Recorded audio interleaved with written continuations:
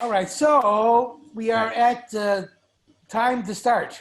Okay. So let's say the bracha, Baruch Atah Adonai, Eloheinu melech haolam, asher kidshanu b'mitzvotav v'tzivanu la'asok b'divrei Torah. Amen. Can we get the story up on the screen? There we go. Thank you. Let you.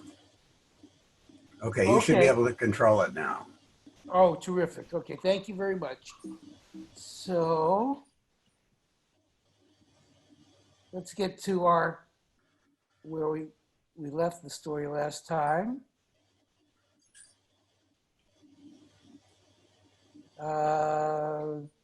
Let's see.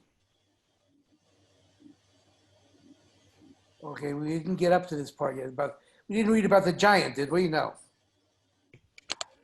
I think we stopped at the Palace of Pearls on a golden mountain, somewhere near there. Oh, we did. Okay, that sounds right. So I see the Palace of Pearls here. Oh, but where is that? Oh, wait, you just passed it. I just passed it? Okay. Here it is. Can you see that? Bottom of the second. Yes, I can see that. Yes, thank you. Okay, so let's pick it up at that paragraph.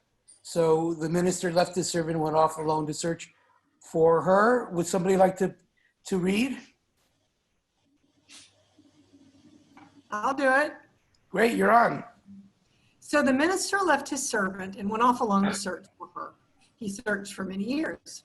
Finally, he decided that such a palace of pearls could not be found in any inhabited place, for by then he knew well the map of the world. Therefore, he decided to search for her in the desert. And after searching for many years, he encountered a giant who carried a tree for a staff. Then the minister told him the whole story of the lost princess and how he was searching for a palace of pearls upon a golden mountain. Let's do one more paragraph, please. Okay. The giant said that surely such a thing did not exist, but the minister began to weep and insisted that it must exist somewhere. At last the giant said, "Since you are so certain, I shall call all the animals which I'm in charge of who run about the world. Perhaps one of them will know about a palace of pearls." Then he called all the animals of every kind, from the smallest to the largest, and asked them all what they might know.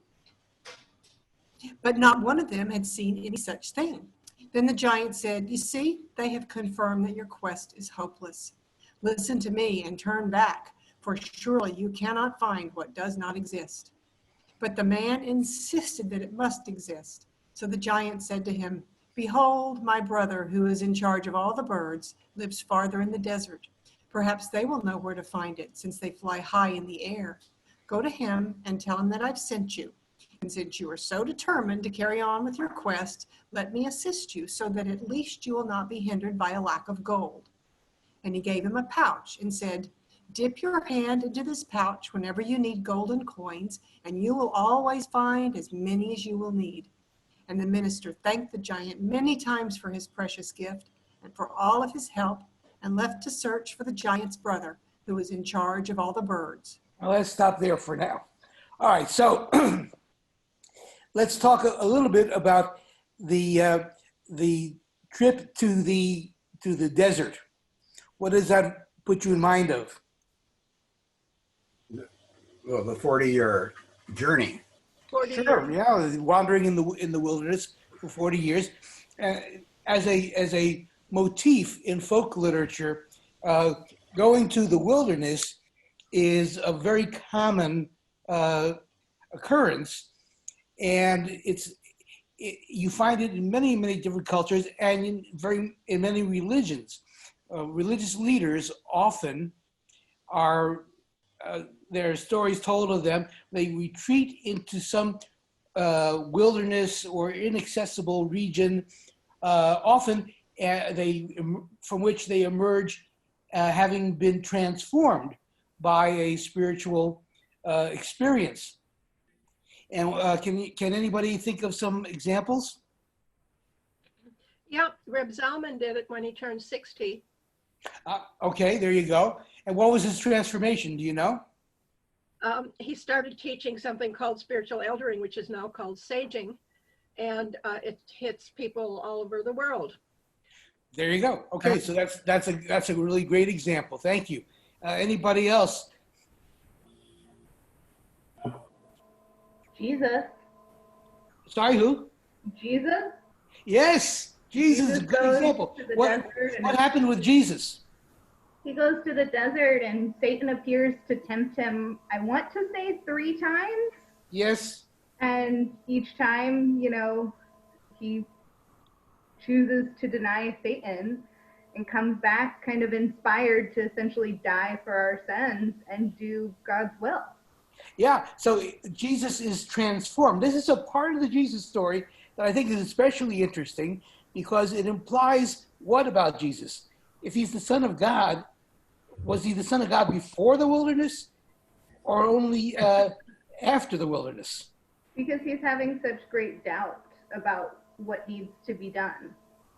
Yeah, I think that's exactly right. So he goes into the wilderness and he is transformed by the experience. He has, as it were, conquered Satan, conquered the temptations in his path and so forth. And he is now in a different position, a better position to fulfill his mission. Okay, that's an example. Anybody else? Can I also say Rabbi Shimeon, who went to live in the cave? Okay, not only that, King David is a good example. He does the same thing. He goes into a cave and comes out in some ways a different person. There are many examples of this, not just in the Jewish tradition or Western tradition, but in Eastern traditions as well. Kim? Buddha. Yeah, Buddha does it. What happens with Buddha? Well, there's many stories of people who go off into caves in Buddhism. Yeah. One time, it's kind of a fun story where he disappears for a month, and he comes back and he says, "I've been learning about meditation of the breath." Uh-huh. So that's a little one, but people going off into a cave for 9 years and that kind of thing. But I'm Sure. thinking of like the Razor's Edge or the book Siddhartha, where there's not going off necessarily into the wilderness, but going off into, kind of, booze and women and all that stuff, going Yes. off like off the track. That's a good example. It's true of St. Augustine, who in his Confessions talks about his life of dissolution and so on and so forth, which precedes his own conversion. So there are many examples like that. And it isn't always a wilderness. The Baal Shem Tov, the founder of the Hasidic movement, goes into the mountains, the Carpathian Mountains, and emerges from years of living in the mountains as this spiritual figure that he had not exactly been before. And there are other examples of people who don't go to the wilderness, but go to the mountains, or they go to some other far-off place. Not to put too fine a point on it, but that's one of the ironic parts of the Jonah story. Jonah retires to the ship and he goes to the ends of the earth, but he doesn't come back having been changed. He's not transformed by the experience. It's an interesting thing that we read that on Yom Kippur afternoon. But I don't want to get too far off track. Okay, so the minister goes off into the wilderness. He is so insistent on the truth of this story of the Palace of Pearls that he encounters a giant who's willing to help him and will give him further information from his brother, who has a literally bird's eye view of the world. We're going to read about the brother in a minute, but there is an aspect of the story which I don't spend a lot of time on, but it's the pouch, the magic pouch.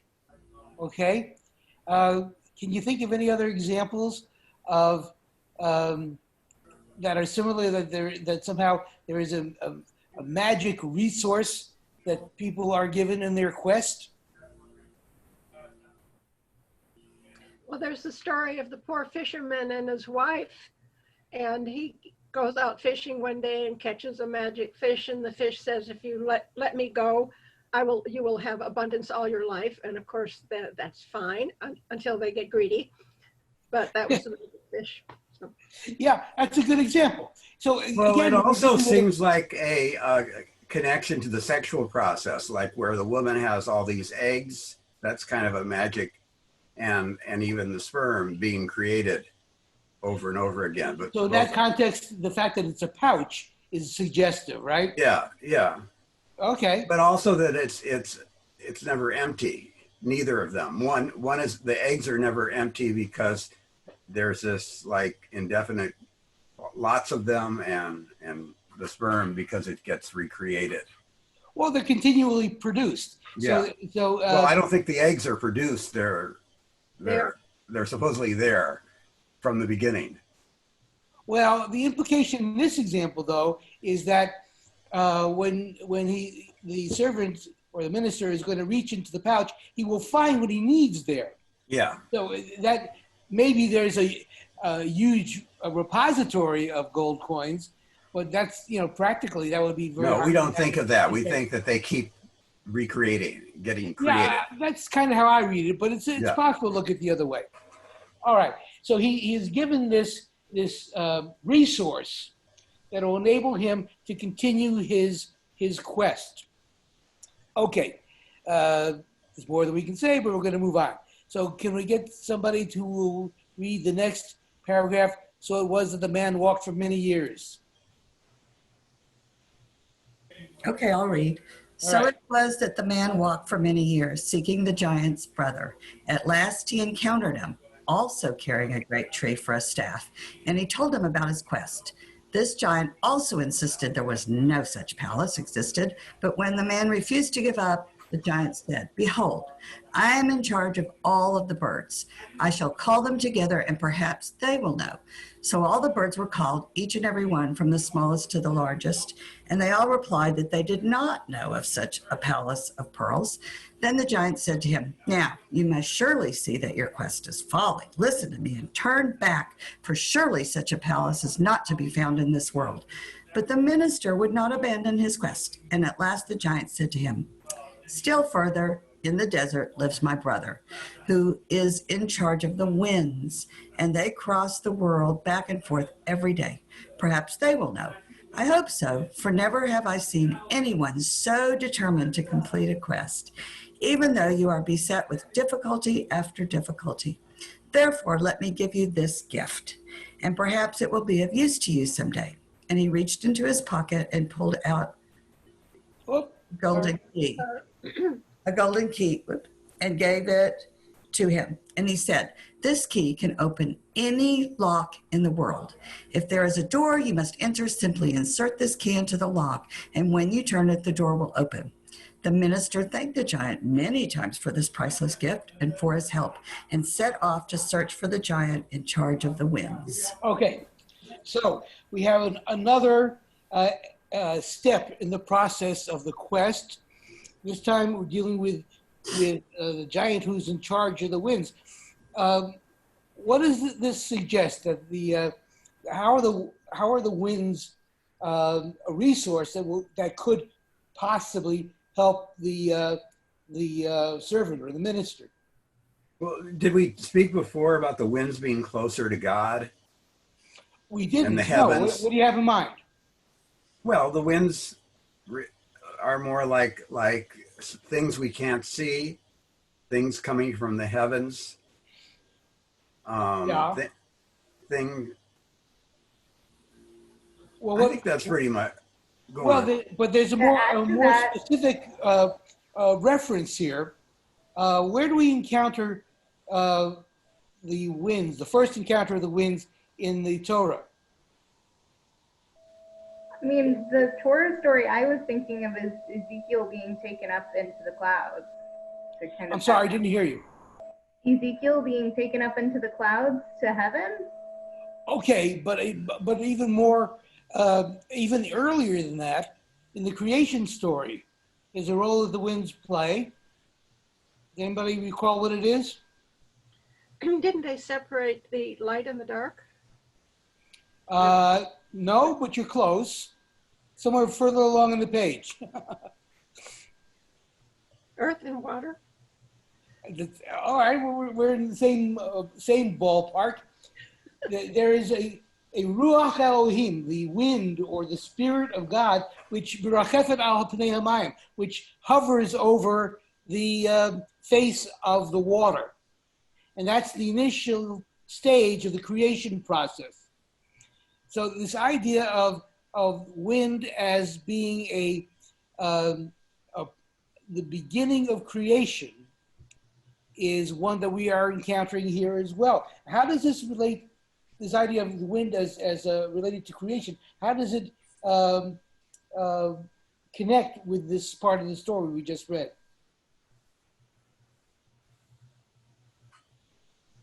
How?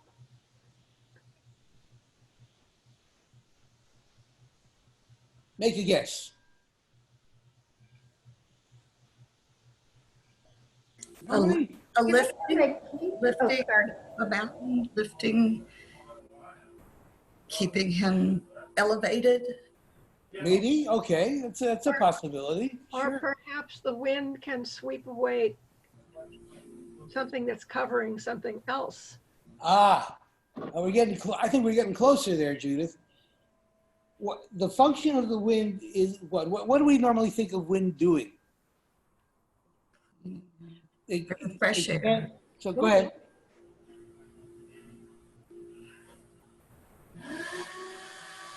I was just thinking that during this section, he's also being given a key, and that key could be translated to essentially the Torah. So these winds, this holy entity, is providing him with keys that can open any door. They can essentially answer any question, would be. So he's going to come across doors, and he has to somehow find a way of getting past these barriers. He's given a key that will enable him to do that. This is related, it seems in my mind, to one of the functions that a wind has, which is to say, how do we encounter the wind? When do we? No, not in a storm, but in a more sultry kind of situation. How do we know the wind is operative? What would we notice that would give us an indication that the wind is present? Because you can't see it, right? The leaves on the trees, the ripple Could of be the leaves on the trees, yes. What else? Feeling of the breeze on your face. Yes, you might feel it on your skin or something like that. What else? Well, it's either harder or easier to walk when there's a lot of wind. Okay. It could be at your back or at your... feel it on our bodies. Yeah. One thing that comes to my mind is what? It carries things and creates life. A lot of plants, their seeds are spread by the wind. Sure, So pollen and so on, or seeds are moved by the wind, although that's harder to see, but yes, that's true. What about the clouds? The sound. Well, the clouds would be moving. Times Yes, are sound and clouds are ways in which we notice the operation of the wind. All of these examples that you all just mentioned, we notice the wind, not because we see the wind itself, but because we notice how it operates, what its effect on elements or parts of the world. I suppose also there could be in a desert a dust storm kind of thing, so that you would have less visibility with the wind. Sure. So you notice the sand blowing around, and so on and so forth. What does this suggest from a theological point of view? Doesn't this suggest to us the ways in which we might notice the existence of God? That is, we don't see God directly. We can't encounter God directly visually and so on and so forth, but we can see the impact of God's existence or presence in the world. We notice that things happen because of God's activity or God's presence, even though we don't see God, him, her, itself. So this idea of the wind as a sort of creative force or presence in the world is something that I think is being referred to here. And in that context, it makes sense that we might think of that as a kind of key.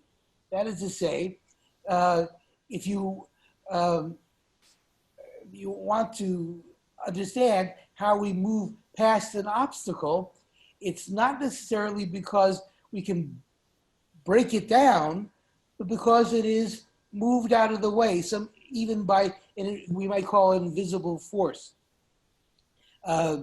So I think what we're getting at here is the more theological or more spiritual notion of what the nature of this quest is. The Palace of Pearls is... So the wind can create clarity. It clears away the dust, etc. Sure. Very good. Yeah. So there are all these ways in which the wind is an instrumental stage or element in the process of the quest. It has to do with the removal of barriers, of things that obscure what it is we're actually looking for. So from that point of view, can we think of some other examples of how this might operate in the world, or even particularly in the Jewish context?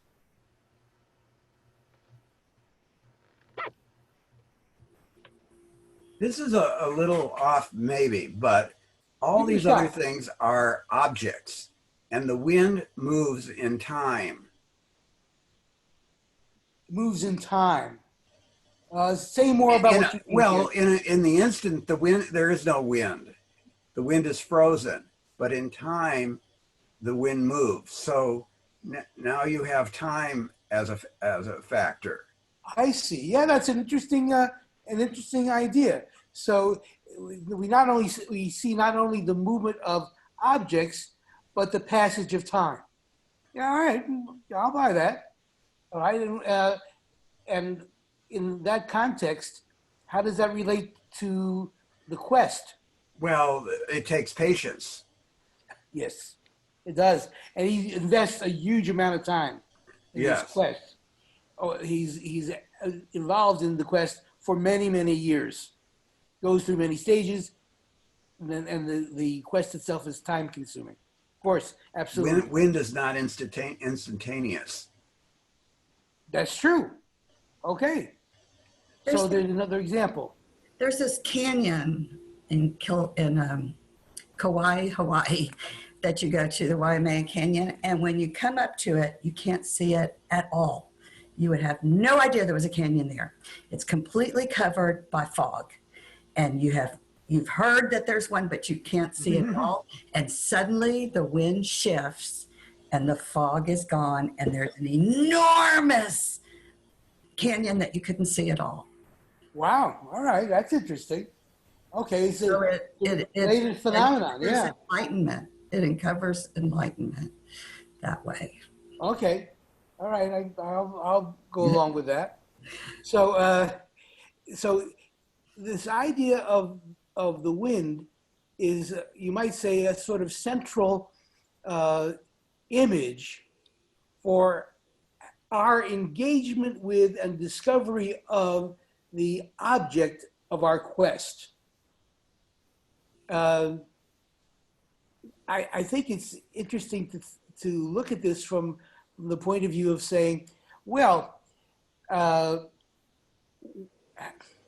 how do we, here's a question, and this might sound like it's from left field, but it really isn't. How do we how do we, as it were, see Torah? Now, I'm going to mention that, and when the story of the giving of the Torah at Mount Sinai is encountered in the Bible and in Midrash afterwards.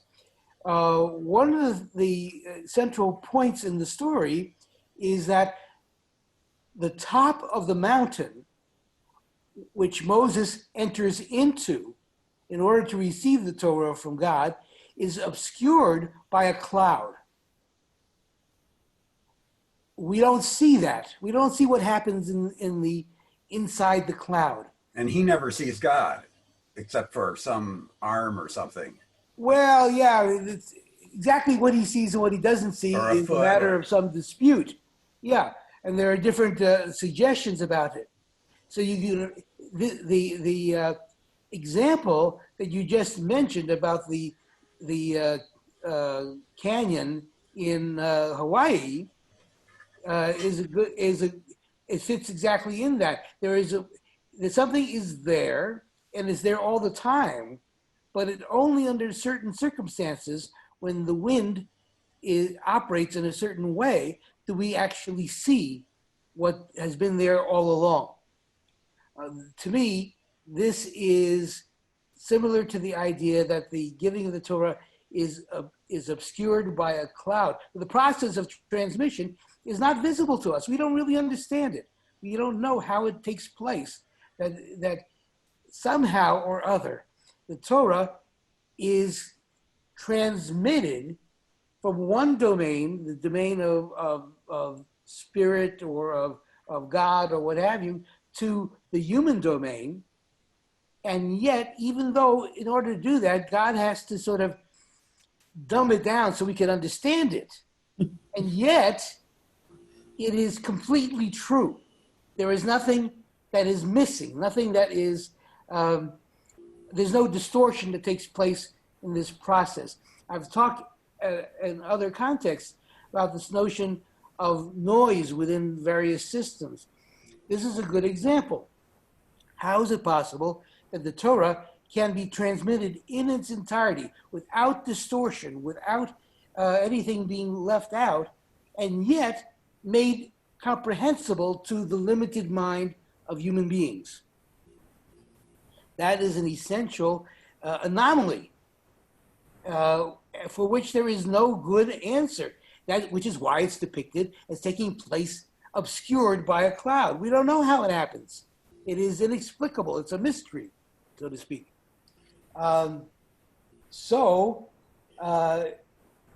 We have that notion here as well, that there are winds that are instrumental to the process of discovery of the object of the quest. Even though the winds are invisible, they have an impact. They affect change in the human domain.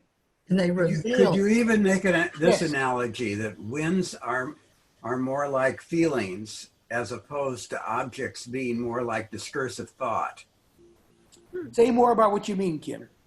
Well, discursive thought is more able to be things that are able to be defined, things that are either A or B.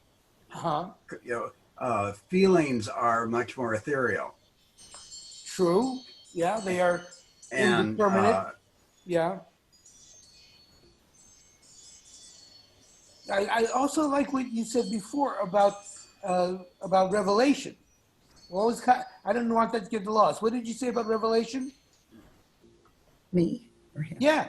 It reveals it. It's like with that canyon. oh, Is that what you meant? Or did you mean what Kim Yeah, said? that's exactly what I Yeah. meant. Okay, so it reveals it like when you're standing on the edge of the canyon or you're at the edge of the desert and there's all that there. You don't even, like, what occurred to me is you could fall and you could hurt yourself because you can't see that there's an enormous opening right in front of you.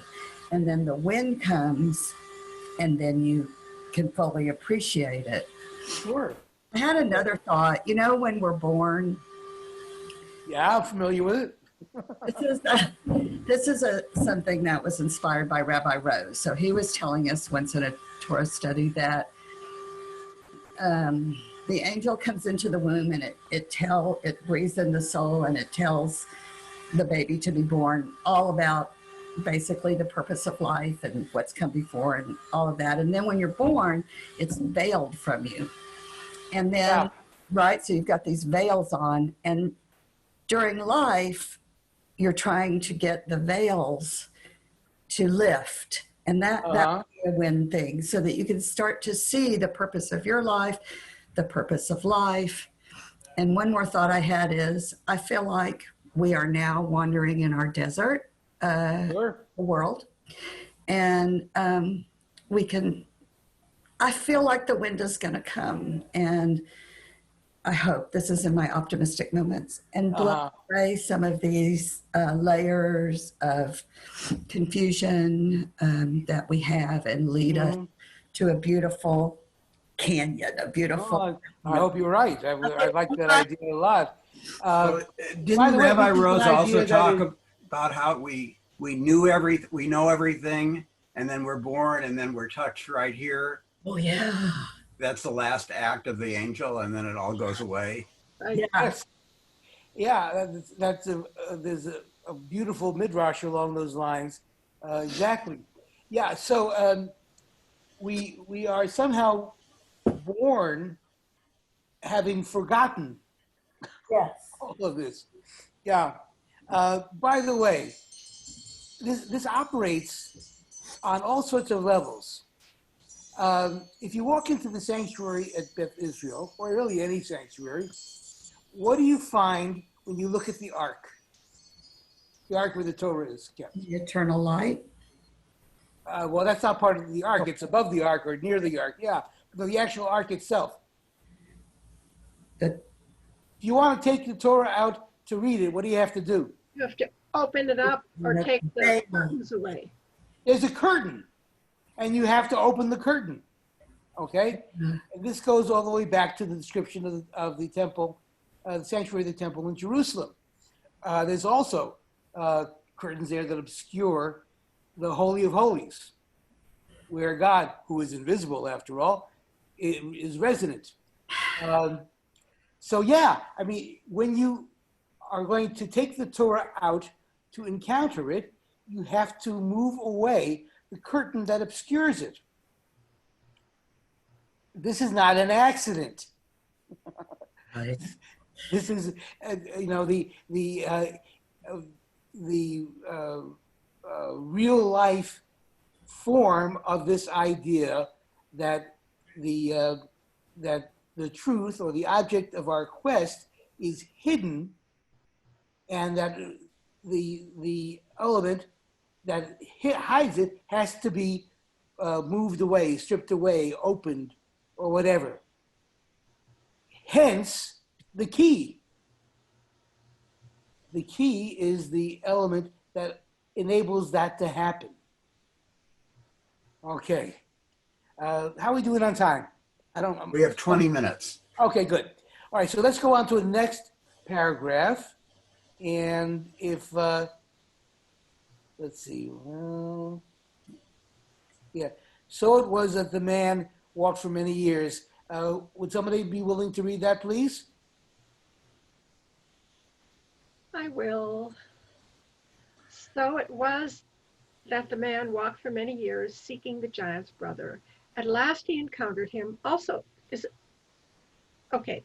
Is it? That's No, not, we already read. I'm sorry. I'm wrong. I misdirected you. We already read this paragraph. yeah, I thought we did. Yeah. You were absolutely right. So And now I got to move it down a little bit further. I'm sorry.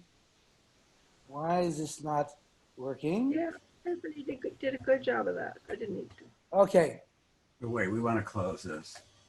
Yes. So Man walked for many years searching for the third giant. okay, I hope there's more. The man walked for many years searching for the third giant. At last he encountered a giant carrying a tree as a staff and told him the whole story. And although this giant also tried to put him off, the minister at last convinced him to call all the winds together so that he could ask them what they might know. The giant called for all the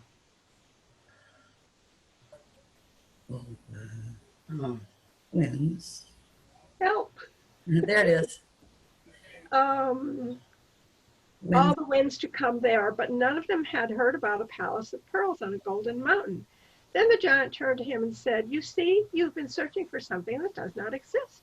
And the man began to weep and said, "I'm still certain it must exist." Meanwhile, one last wind arrived, and the giant was angry with it and said, "Where did you come so late? Did I not command that all the winds in the world should come here? Why did you not come with the others?" And the wind answered, "It had been delayed because it had to bear a princess to a palace of pearls on a golden mountain." And when he heard this, the minister rejoiced. And then the giant in charge of the winds said to him, "You've been searching for such a long time, and you've had so many difficulties. Therefore, let me give you this gift, which may someday be of use to you."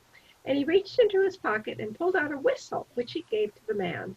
The giant said, "If you're ever in danger or in need of help, just blow on this whistle, and one of the winds will come to your assistance and will do whatever it is in its power to do."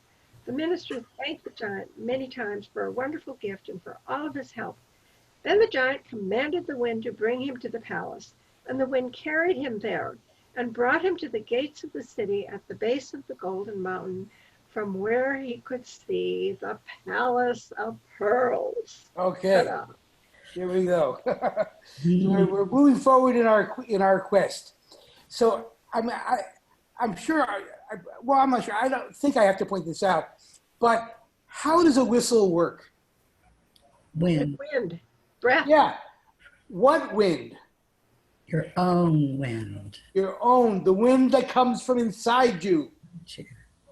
Okay? I mean, this is like what sometimes I'll say, this is like, the neon sign, eat at Joe's, eat at Joe's, eat at Joe's. You got to pay attention to this. You got to look at this carefully and notice this. And this is such a sign. There is a wind that is indispensable, which comes from inside us. It seems to me to be a pretty important idea, a pretty important image. So you blow on the whistle, and the winds will come to your assistance and will do whatever in its power to do. And in fact, what is the result? What's the next step in the story? The giant commanded the wind to bring him to that place, and the wind carried him there and brought him to the gates of the city at the base of a golden mountain, from where he could see a palace of pearls. Okay, where do we encounter in the biblical story a city at the base of a mountain?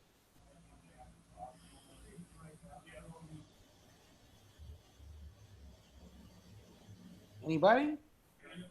We're talking about the revelation of the Torah here. Oh, when Moses is given the Torah and he comes down to the base of the mountain and all those things happened. Well, even before he comes down with the Torah, the Israelites are arranged around the mountain. Their community, their habitation is at the bottom of the mountain. It's a kind of city, in other words.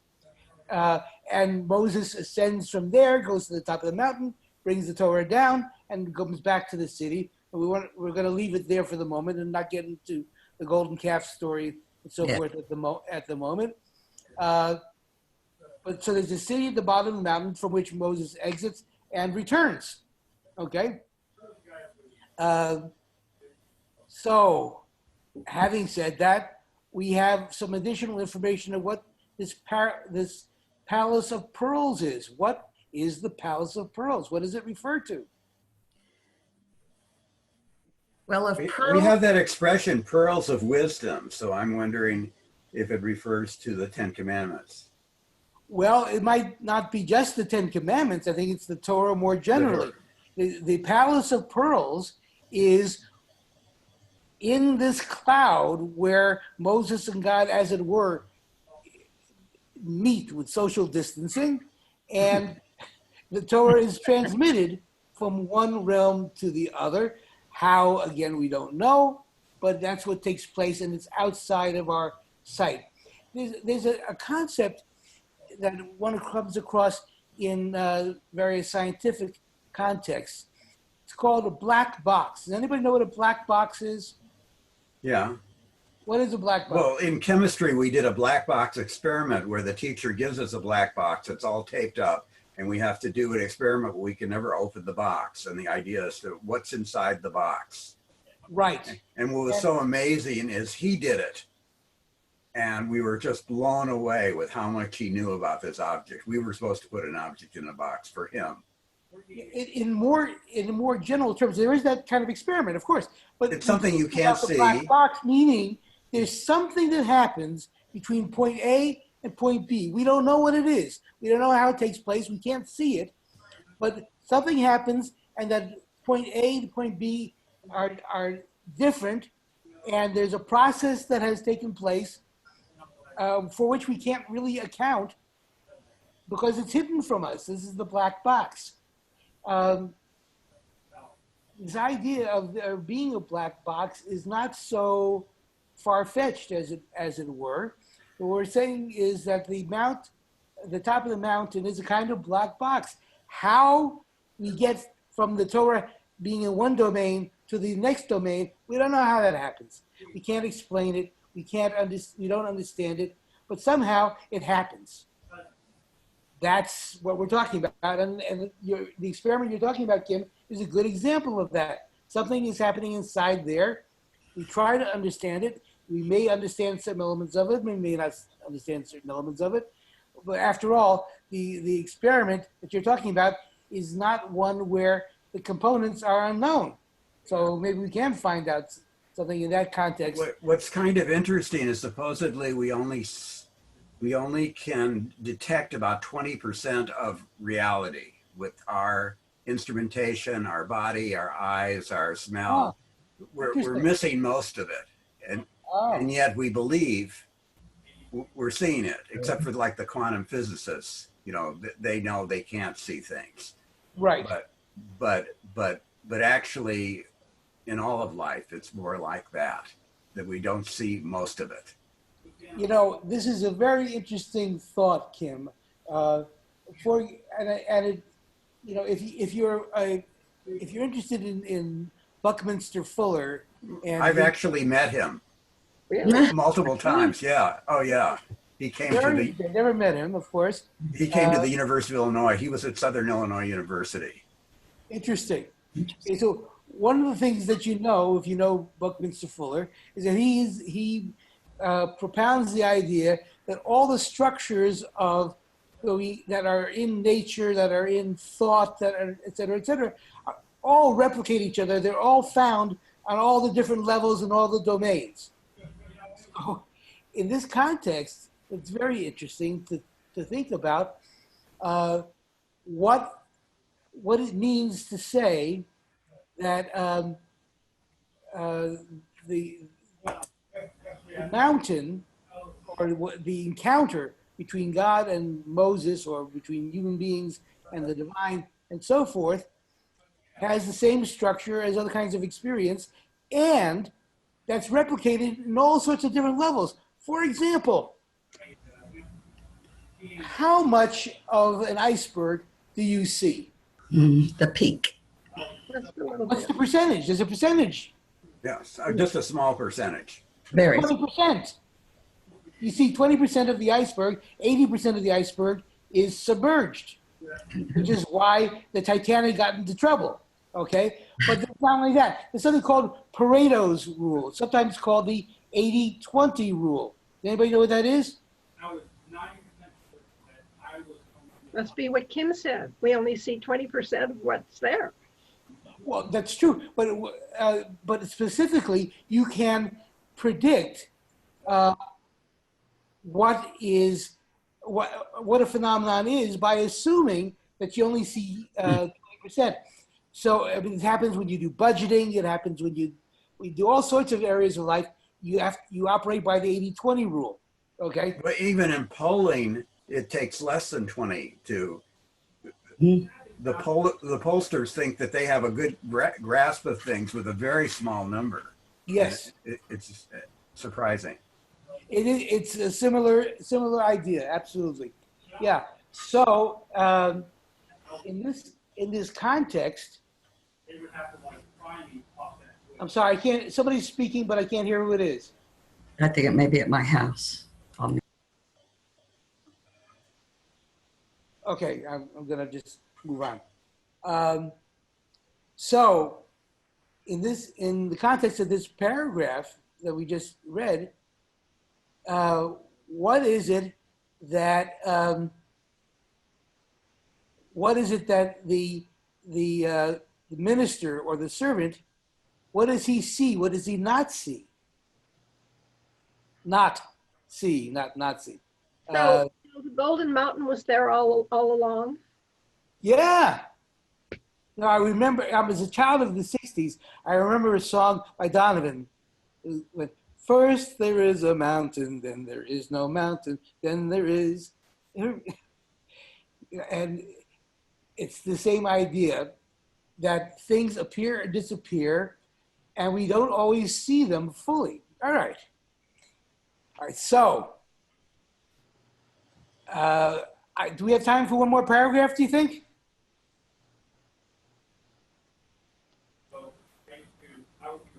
I had a thought about the Palace of Pearls. Oh, okay. What do you want to say? Well, we had talked a few weeks ago about a pearl being created by the grit in the oyster. Yes, there's a grain of sand in the oyster, yeah. And so I was wondering if the Palace of Pearls, if you have a long view of the soul, the development of the soul, if the palace could be built of all the lessons that you've learned by being the grit. Very interesting idea. I like that. Judith, what you're motioning, and I don't know what that means. That meant I thought she did a good job. Oh, thank you. Well, I agree. I agree.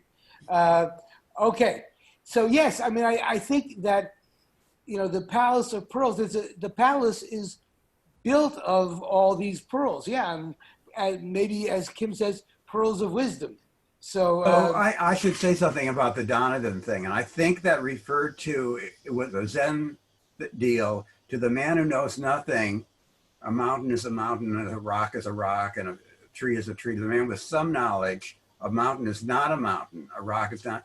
And then to the man who's kind of arrived, a mountain is once again a mountain. So you go through these stages of understanding, not understanding, and being confused, and then becoming this kind of organized innocence thing. Nachman has another story, which depends upon another journey. The person who's journeying sees the forest and tries to get closer and closer to the forest. And as he does, of course, he sees less and less of it, but he sees more of it in detail. So he moves back, and he's moving back and forth between being close to and far away from the forest. That's fun. Yeah. It's a wonderful story. It's somewhere else in this collection. It could have been one we could have chosen, but there you go. Hey, Rabbi? Yeah. Rabbi, in the next paragraph, here's where I start getting a little confused. It's about it's the palace of the evil one. Ah. Well, that is an excellent point of departure for our next class. No. Got a cliffhanger here. It is a very important idea, not just in the story, but in general within Judaism. And I'm sad to say that we're at the end of our time, I believe. So we'll pick it up here next time. And once again, thank you all very much for participating. And have a good Shabbos. Good Shabbos. Good Shabbos. Bye-bye.